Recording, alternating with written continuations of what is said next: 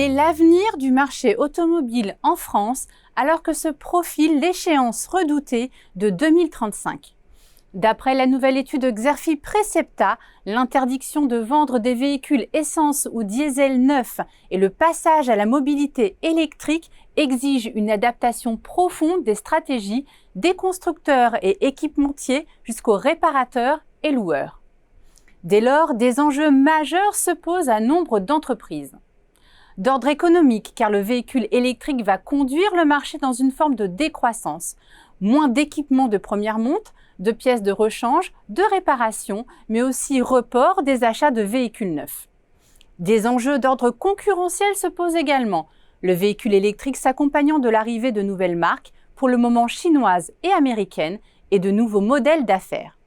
Cette révolution majeure sur le marché de l'automobile soulève également des questions d'ordre organisationnel, les professionnels devant gérer la cohabitation complexe des motorisations thermiques et électriques.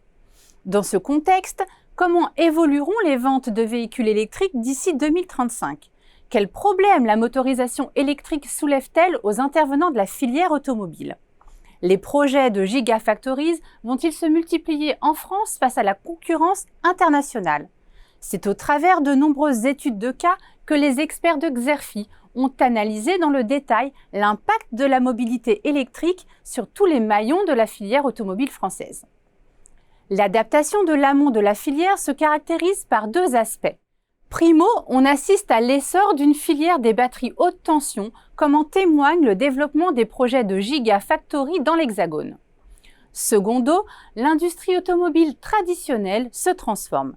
La mobilité électrique impacte en effet les mécanismes de création de la valeur avec de nouveaux modèles d'organisation et lieux de production. Des conséquences seront également bien tangibles sur les effectifs, la demande de certains matériaux comme le cuivre ou encore sur l'offre des équipementiers. Sur l'aval de la filière auto, l'électrification a trois conséquences majeures. Elle a fait naître une nouvelle industrie, celle de la recharge électrique. Elle transforme les maillons de la distribution et de l'après-vente automobile.